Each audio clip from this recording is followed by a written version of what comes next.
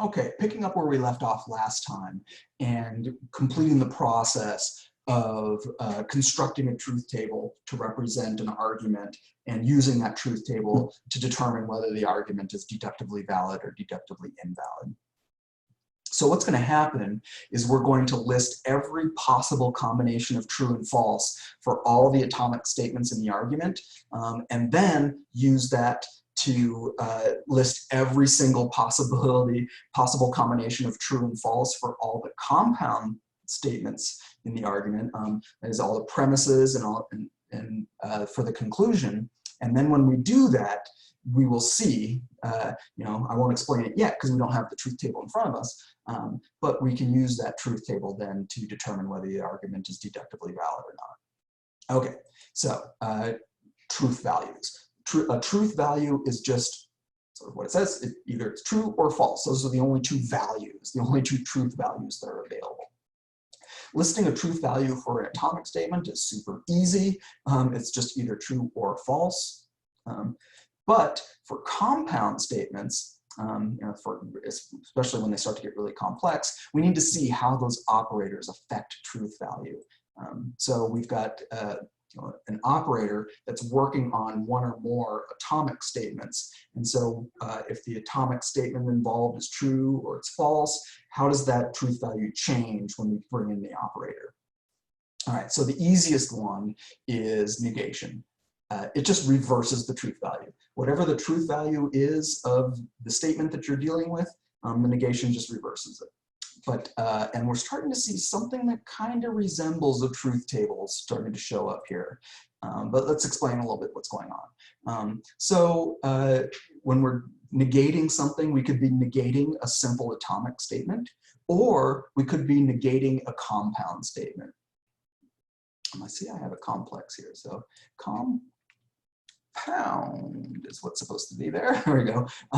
So an atomic or a compound statement. So let's just use P and Q to stand for any statements. They could be standing for an atomic statement. They could be standing for a compound statement. It doesn't matter, because all we're really trying to focus on here is what does the negation do to the truth value of that statement. So, and like I said, negation, all it does is reverse the truth value. And so if we start off on the left here, we assign the truth value true to a particular statement, and then what happens when we apply the negation operator? It just reverses it to false. On the other hand, when we start off with false as being the assigned truth value to this statement, then when we apply the negation operator, that switches it to true. So all it does is just reverse the truth value. All right, how about conjunction, the and? Here on the left, we've got the two statements that are going to be conjoined, and we've got all the different combinations of truth values that they could have, right? So it could be that they're both true, could be that P is true and Q is false, or it could be that P is false and Q is true, or it could be that they're both false. In each case, what happens when we apply the conjunction operator? Well, if they're both true, then the conjunction operator comes out true. Because remember what the conjunction operator is saying. It's saying that both are true. If I say that A and B, well, then I'm saying that they're both true. So if one of those turns out to actually be false, then the conjunction must be false. So if I say, it's raining and it's cold, but it turns out that it's raining and warm, well, then it's false that it's raining and cold. Or if it's cold but not raining, then it's false that it's raining and cold. So they've both got to be true in order for the conjunction to turn out true. And that's what we see in this little mini truth table here. The only time that the conjunction turns out true is when both the conjuncts, both the statements involved in the conjunction are true. Any other time when one or both of them is false, then the conjunction turns out false. Okay, how about disjunction? Remember, disjunction is inclusive. So if I say A or B, what I'm saying there is A is true, or B is true, or both of them is true. Both of all of those situations is fine. And so that's what's represented here. The conjunction turns out to be true as long as at least one of the conjuncts, one of the statements that's being conjoined is true. So if they're both true, then the conjunction is true. Or, you know, if just one of them is true, then the conjunction turns out true. The only way the disjunction turns out to be true. The only way that a disjunction can be false is if both the statements involved in the disjunction are false. Okay, conditional, a little bit more complicated, but you can just simply memorize the pattern here if you want. On the right-hand side, I give a little bit of a sense of how this is working, but a conditional is going to work out as true in every case except one. The only way that a conditional does not work out as true is if the consequent, the then part of the conditional, is false, while the antecedent, that is the if part of the conditional, is true. So when the antecedent is true and the consequent is false, then the conditional is false. In all other cases, the conditional works out as true. And I've got examples over here on the right.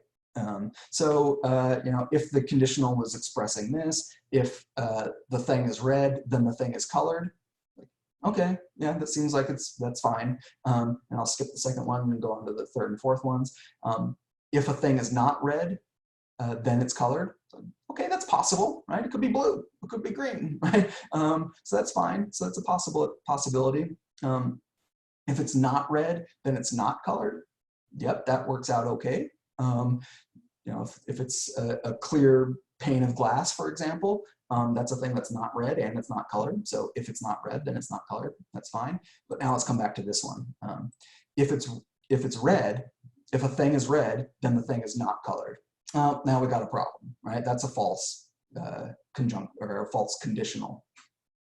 Because if it's red, then it is colored. Red is a color. So if a thing is red, then the thing is colored. And so that's the only way that a conditional turns out false, is if the consequent is false while the antecedent is true. Okay. So like I said, if this is sort of confusing, these examples of being red and colored is a little confusing, then just memorize the pattern here. All right. Now the biconditional, that will turn out to be true whenever the statements involved in the biconditional have the same truth value. So if they're both true, then the biconditional turns out to be true. If they're both false, then the biconditional turns out to be true. But if one is false and one is true, then the biconditional is false. Okay. So we're going to put all of this together and see how it works out in an actual argument. Remember now what we're sort of on the lookout for. We're on the lookout for deductively valid or invalid arguments. And remember, to be deductively valid, an argument has to be set up such that it's impossible for the premises to be true and the conclusion false at the same time, right? So we can't have a false conclusion and all true premises all at the same time. And that's what the truth table is going to sort of show us, is if it's possible to have a situation where all the premises are true and the conclusion is false all at the same time. So let's look at this sort of, you know, silly little argument, but it's easy to put into a truth table, so that's why we've got it here. So if Lincoln is 8 feet tall, then Lincoln is over 7 feet tall. But it is false that Lincoln is over 7 feet tall, so therefore Lincoln is over 8 feet tall. Well, you know, we've got all this mess up here in the paragraph, but really it's only 2 atomic statements. Lincoln is 8 feet tall, and Lincoln is over 7 feet tall.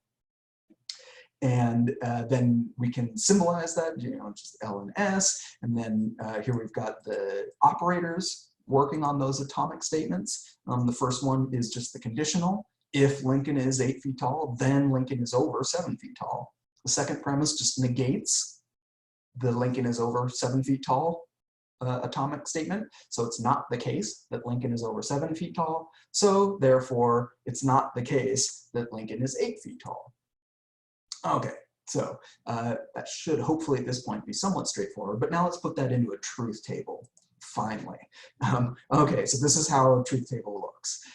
We've got over here on the left just the individual atomic statements along with every possible combination of true and false that we could have for those atomic statements. So we could have both of them be true, we could have both of them be false, or we could have one of them be true and one of them be false. Then over here on the right, at the top, we've got the premises listed along with their logical operators and the atomic statements involved in each of the premises, and then the conclusion.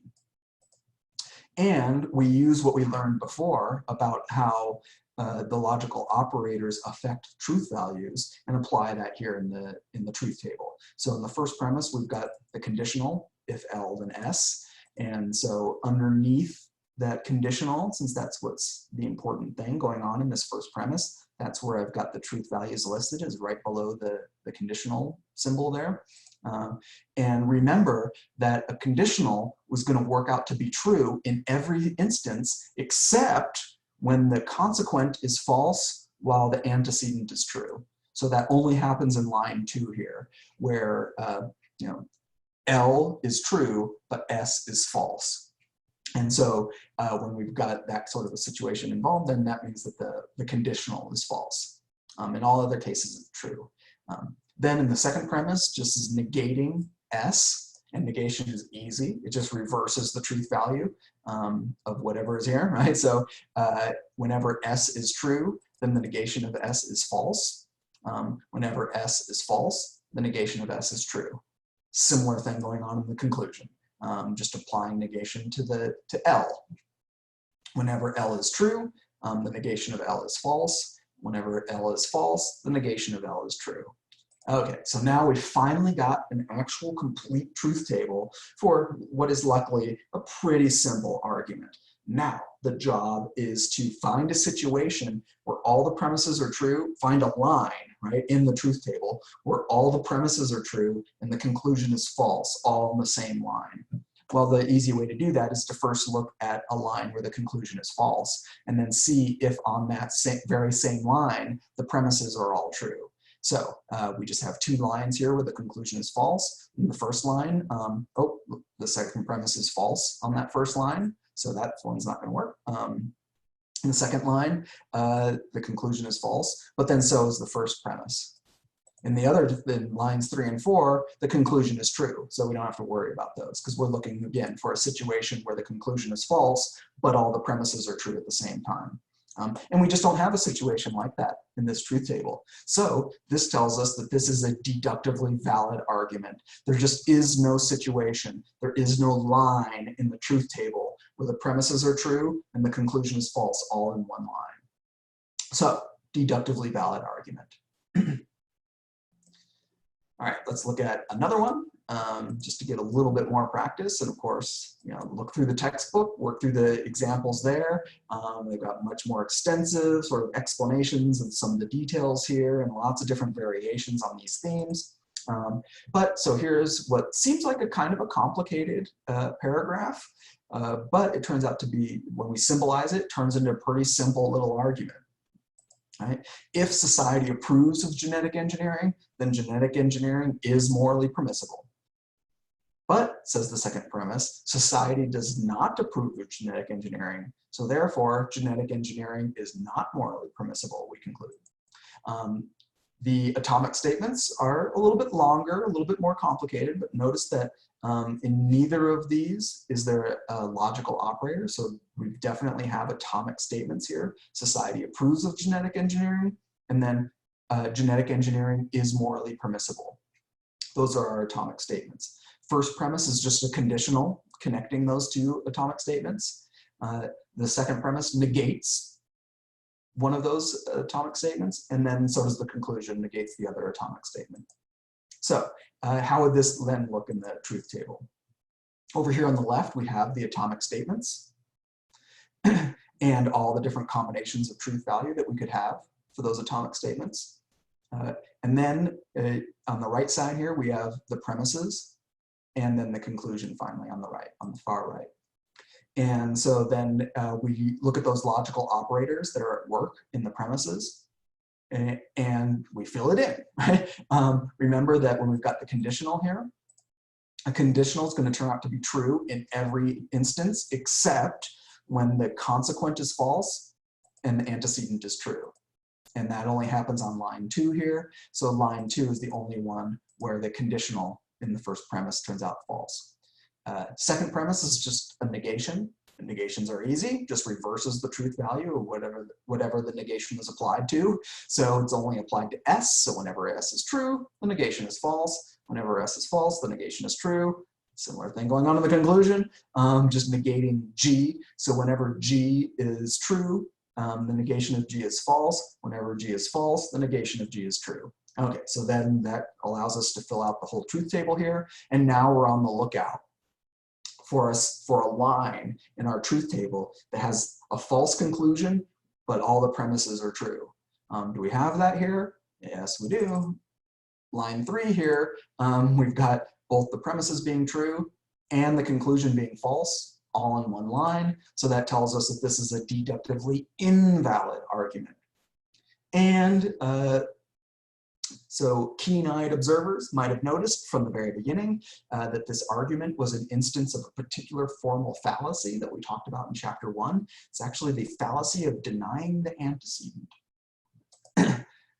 Okay, so so far we've just constructed two truth tables involving arguments that only have 2 atomic statements. And so when we put the atomic statements over here on the left, and list all the different combinations of truth values that we could have for the 2 atomic statements, we only have 4 lines, so that's easy. Well, what about something like this? Don't worry for now what E, P, and S are. You know, what are the atomic statements here involved? Doesn't matter. Once we're constructing truth tables, all that matters is the symbols.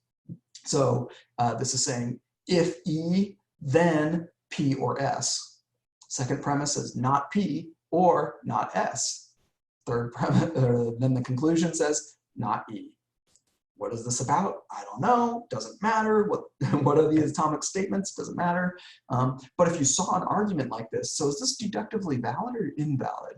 Like I can't just look at that argument and just sort of get it, right? I can't just intuitively grasp whether this argument is going to be deductively valid or invalid.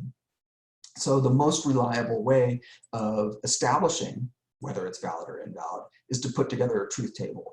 But we have 3 atomic statements here, so we have to put all 3 of them over here on the left. And once we do that, things get complicated fast because we have to put down every single combination of truth values for all 3 atomic statements, so it gets big. But here I have it all listed out. And then the premises are a little bit more complicated than what we've seen before too, because we've got parentheses and then a main operator that's applying to sort of the whole premise. So we start off first by, just like in mathematics, remember you work on what's inside the parentheses first and then what's outside the parentheses. So let's do what's inside the parentheses first. That's this operator, the or, applied to P and S. So it's P or S is inside the parentheses. Remember that disjunction, the disjunction operator, is going to work out to be true every time, except when the disjuncts themselves are both false. And so this is going to work out for P and S being P or S, that part, what's inside the parentheses here, coming out as true every time, except right here, because we've got both P and S being false. And so P or S turns out to be false. And all the way here at the bottom, we also have a line where P and S are both false. And so P or S, that disjunction turns out to be false as well. Okay, now let's turn our attention to the conditional that's outside the parentheses. That's what we're really interested in. And just to emphasize that that's what we're really interested in, I made it like slightly larger font and I bold-faced the font just to draw our attention to the fact that this line here, the bold one, is the one that we're really interested in when it comes time to determine whether this argument is deductively valid or not.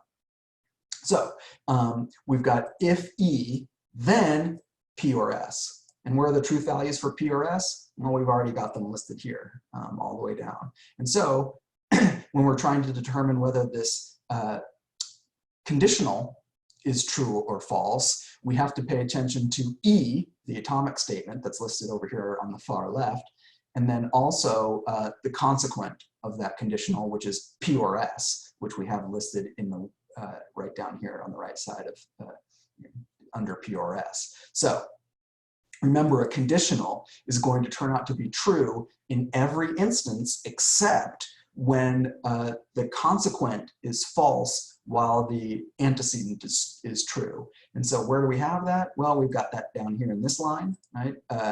So we've got the consequence false, but the antecedent, E by itself, is true. And so that's where this conditional turns out to be false. And we've got it way down here at the bottom, where the consequent, PRS, is false, and the antecedent, E, is, oh, I'm sorry. Yeah, we've only got it here. This one spot. I lost track of my big, complicated truth table here. We've only got the one line where the conditional works out to be false. That's where this consequent is false and the antecedent, E, is true.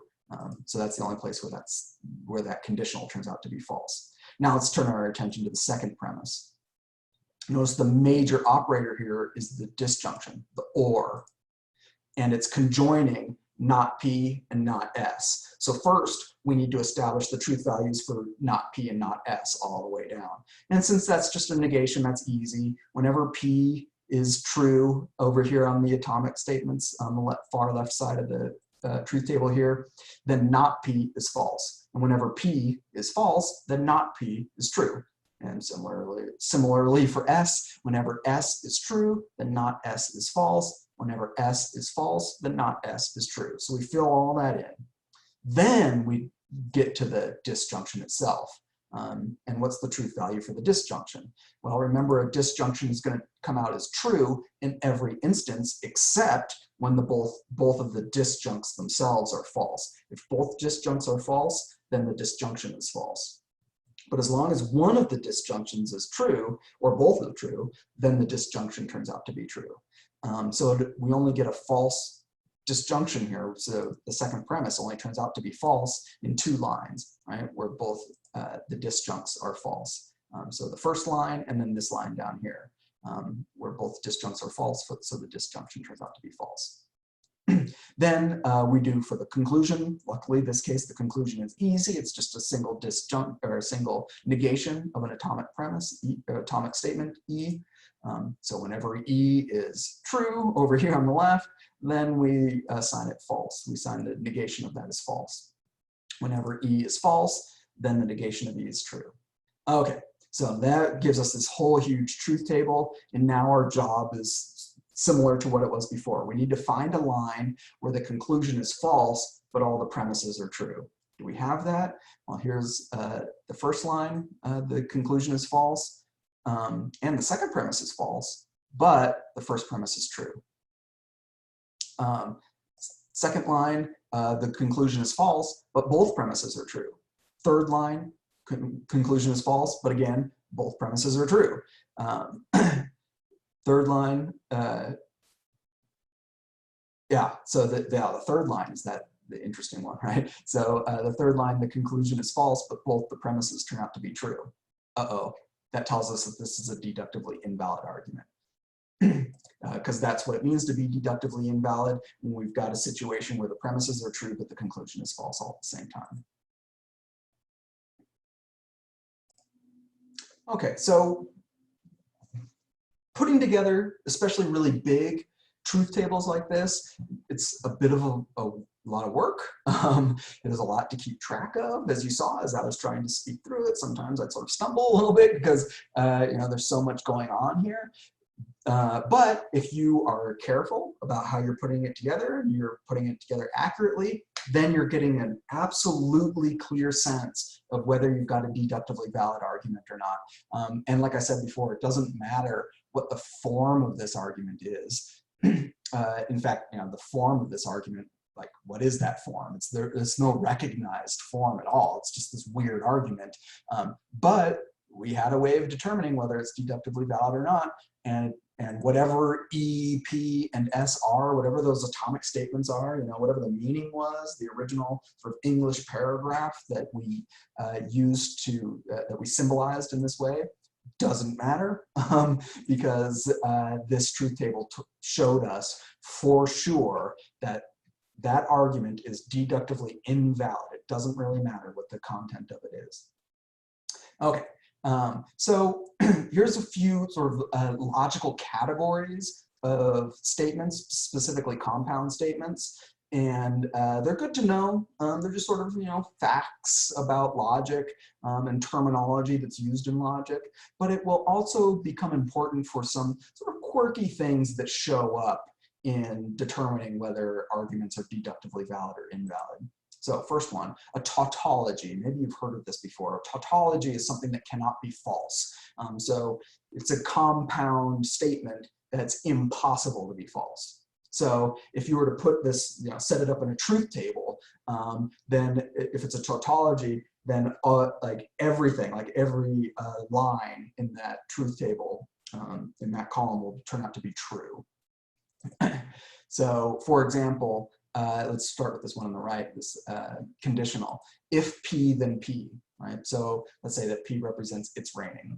So if it's raining, then it's raining.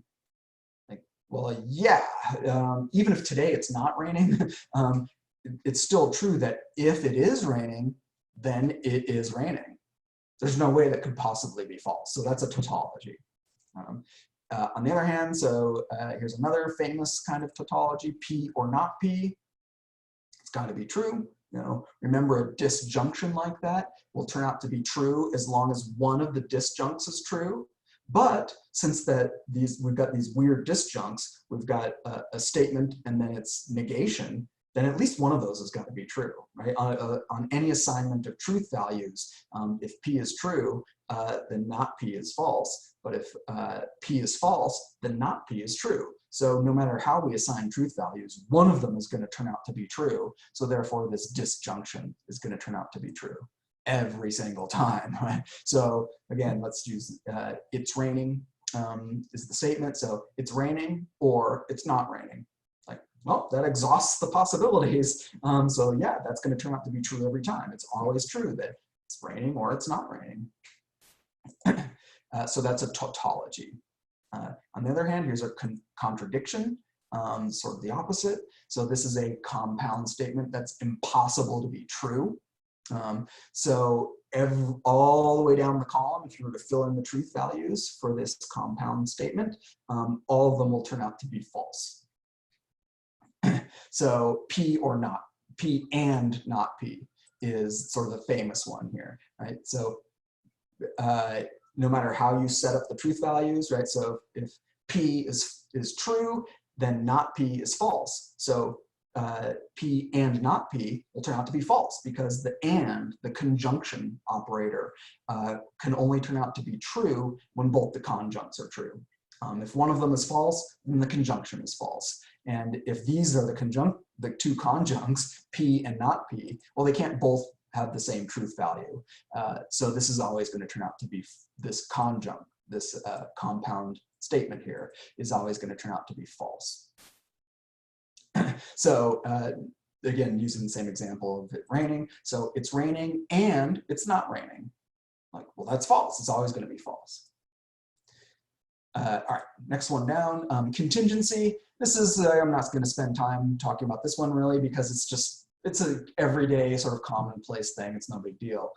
Compound statement that sometimes is true and sometimes is false. Logical equivalence. This can sometimes become important. So this is when we have two or more different statements that have the same truth value under every assignment of truth values of their atomic components, right? So we've got compound statements here that have the same truth value under every assignment of truth values of their atomic components. So here's the simplest example. P and Q is logically equivalent to Q and P. Right? So it's cold and raining is logically equivalent to it's raining and cold. That's expressing the exact same content. So those are logically equivalent. If somehow you had those, for whatever reason, you had those as separate premises in an argument, then those premises will have all the exact same truth value all the way down the whole truth table. Here's a less obvious example. It's sort of a famous one in logic. We haven't talked about it at all, but if you take sort of a more advanced logic class, this is a famous one. turns out that if P then Q is logically equivalent to not P or Q. Maybe, like I said, not obvious just on the face of it, but it turns out that if you put those into a truth table, they will have the exact same truth value all the way down. Here's another one, logical contradiction. Is when we have two or more compound statements that disagree in truth value under every single assignment of truth values of their atomic components. So as I've got here, you set up a truth table. Logical contradictions will have a different truth value. They can never have the same truth value, right? They can never both be true and they can never both be false. And so that's what you see here. You know, when this one's true, this one's false, and when this one's false, that one's true. And so they never have the same truth value. Logical consistency is another one that's really commonplace, so I'm not going to make a big deal out of it or give examples.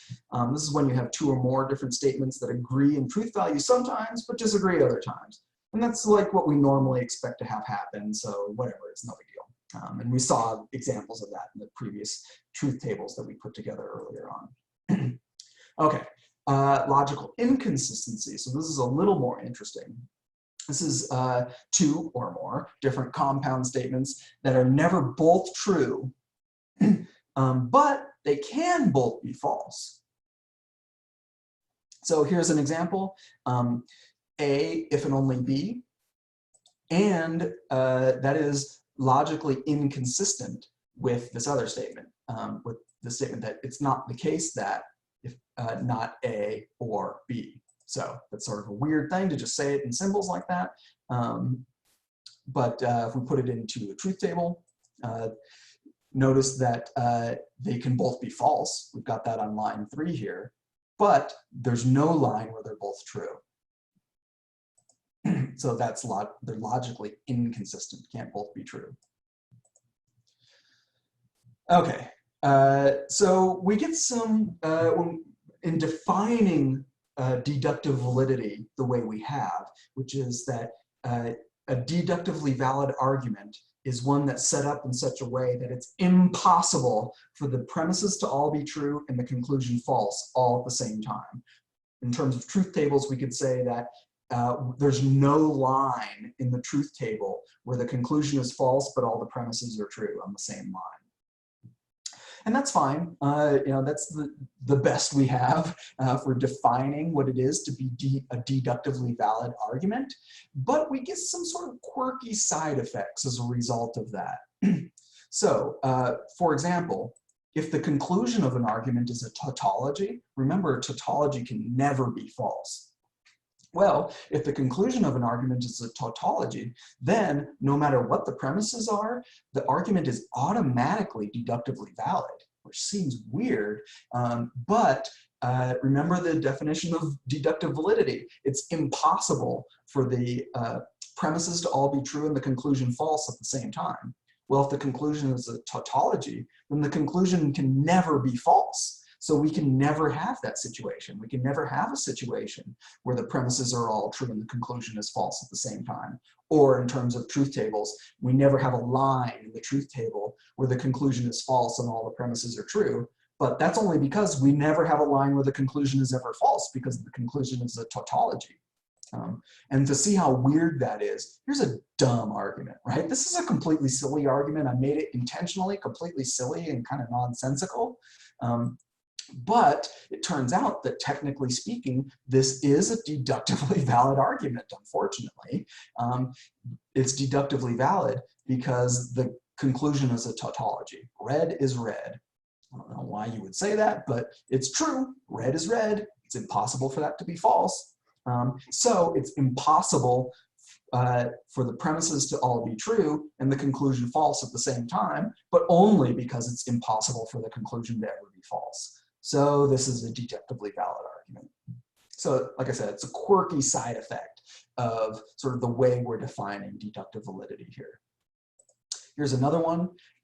If any premise in the argument is a contradiction, then the argument is automatically deductively valid. Again, it's just a weird, quirky side effect. But again, remember what it takes to be deductively invalid. A deductively invalid argument is one in which all the premises are true and the conclusion is false. Or, to put it in truth table terminology, a line in the truth table where the conclusion is false but all the premises are true. Well, if one of the premises is a contradiction, then that premise can never be true. That's what it means to be a contradiction, is it can never be true. And so you'll never have a line in the truth table where all the premises are true, because one of them is a contradiction, so it's always going to be false. So technically speaking, it's deductively valid. Here's an example. So again, completely silly argument. I made it intentionally silly just to sort of drive the point home, how this is a quirky side effect.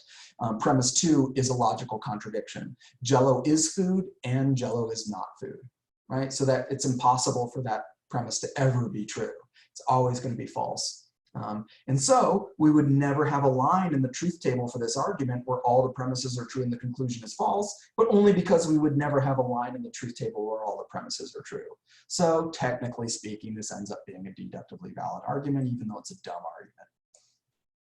Okay, here's another one. If the premises of an argument are inconsistent, then the argument is automatically deductively valid. So again, we'll never have a line in the truth table for this argument in which the conclusion is false and all the premises are true, but only because we can't have all the premises be true. Now, there might be some lines where, for each premise, there might be some lines where the premise is true and other lines where the premise is false. But what it means to be logically inconsistent is that the premises can't both be true at the same, or all the premises can't be true at the same time. So we will never have a line in the truth table where all the premises are true and the conclusion is false, but only because we're not going to have a line where all the premises are true. So get ready, here's another one of the dumb arguments. These two premises here are logically inconsistent. Jello is food and Jello is not food. We could never have a line in the truth table for this argument in which both those premises are true. So we could never have a line in this truth table where all the premises are true and the conclusion is false at the same time. So technically speaking, deductively valid. Okay, so that's it for the quirks, right? The weird kind of quirky side effects of this way of treating deductive validity. One more thing to say though about truth tables. And this can be helpful, especially when you get really big truth tables, but it could also apply to small truth tables, and it's this. There's a quicker way. You don't necessarily have to fill out the entire truth table. And notice when we went from just 2 atomic premises involved in the argument to 3 atomic premises, the truth table got much bigger. Now imagine if we had 4 atomic premises or atomic statements in the argument, then the truth table would get gigantic, right? The size of the truth table goes up exponentially as this number of atomic statements in the argument goes up. So this could be a really valuable shortcut.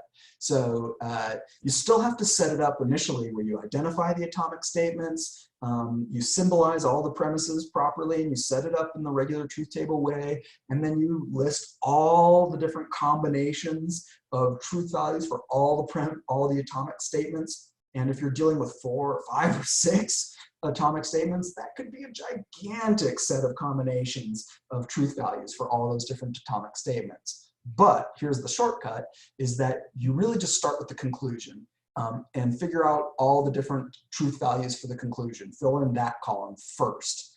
Then you look at the lines of the truth table where the conclusion turns out to be false, because that's what we're really interested in. And then those lines where the conclusion is false, then you work backwards and you fill in the truth values for the premises just in those lines where the conclusion turns out to be false. Then you see if any of those lines has all the premises being true. If so, then you've got a line in your truth table where all the premises are true and the conclusion is false, and you've got a deductively invalid argument. And you don't have to worry about the lines where the conclusion is true, because that's not really what you're mostly paying attention to. You're really only paying attention to the lines in the truth table where the conclusion is false. So this is a little bit of a shortcut. Okay, so check out the chapter, do the exercises, and I'll go ahead and stop there.